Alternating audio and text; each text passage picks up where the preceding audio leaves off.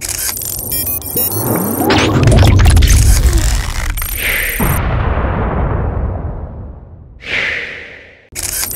guys, welcome to Gist Media TV. If you're watching this channel for the first time, kindly click the subscribe button to subscribe and also click the notification bell to get notified anytime we drop a new video. Leaders of the All Progressive Congress in the Southwest have rejected calls for separation of Nigeria, saying that the country needs religious and ethnic unity to progress. This is coming amid calls for the creation of a Yoruba nation in the southwestern part of the country. The APC leaders made their positions known in a communique issued after their meeting in Lagos on Sunday. It was gathered that those who attended the meeting are the national leader of the All Progressive Congress, Bola Tinubu, Southwest APC governors, and Speaker of the House of Representatives, Femi Gbajabiamila, among others. Part of the communique read, "The leaders commiserate with and condole the President and Commander-in-Chief, President Muhammadu Buhari, the military authorities, families of the Chief of Army Staff and other officers who died, and indeed the entire nation over last Friday's tragic plane crash in Kaduna."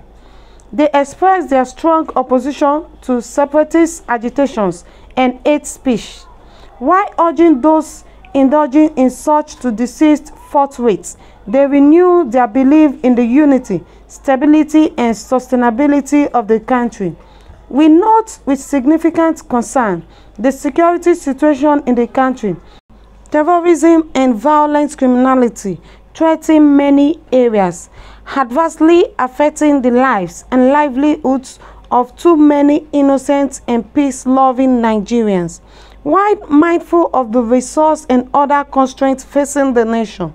We urge the federal government to continue to make the necessary expenditures and allocate sufficient resources to enable the military and security agencies to tackle the difficult security challenges confronting us. Concerned about the state of the nation, particularly the serious security challenges facing the country, all progressives Congress leaders in the Southwest met in Lagos on Sunday, May 24, 2021.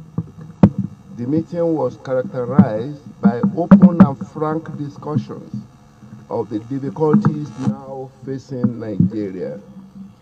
Based upon these deliberations, the following points of agreements were reached. The leaders commiserate with and condole the President and Commander-in-Chief, President Muhammadu Buhari, the military authorities, families of the Chief of Army Staff and other officers who died, and indeed the entire nation over last Friday's tragic plane crash in Kaduna. We express our strong opposition to separatist agitation and hate speeches, while urging those indulging in such to desist forthwith. We renew our belief in the unity, stability, and sustainability of the country. We note with significant concern the security situation in the country.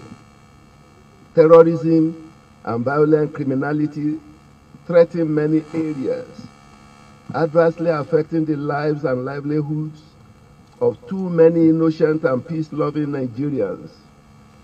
While mindful of the resource and other constraints facing the nation, we urge the federal government to continue to make the necessary expenditures and allocate sufficient resources to enable the military and security agencies to tackle the difficult security challenges confronting us.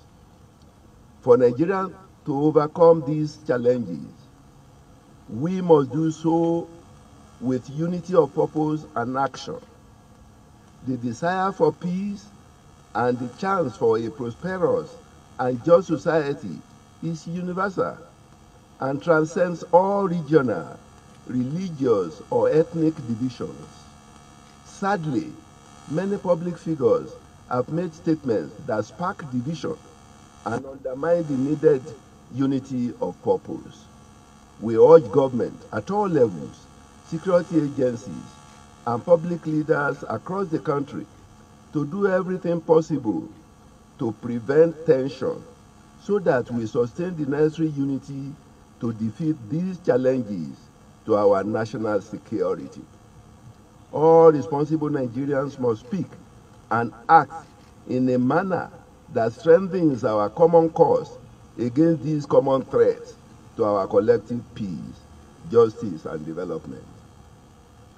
We restate our abhorrence of violence as a means to achieve either political or economic power and influence. We strongly condemn violence of any form in any part of the country, regardless of ethnic or regional identity of the perpetrators of the violence or of the victims. Government must do all it can to protect potential victims and to assist those who have previously been victimized by terrorism or widespread banditry.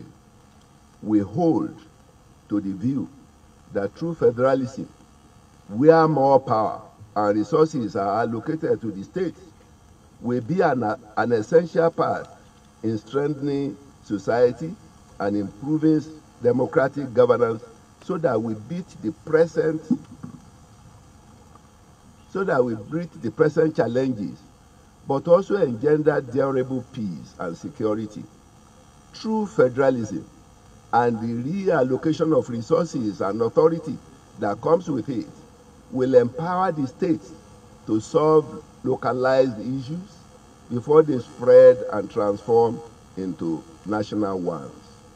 In addition to mitigating political competition for control of the national government, greater federalism will empower grassroots economic development and political reforms that will stand as bulwarks against the terrorism and criminality now experienced in too many parts of the nation. A hallmark of the enhanced federalism will be the establishment of state police force. We endorse the position of the Southern governors taken at their May 11, 2021 summit in Asaba, Delta State, regarding ranching.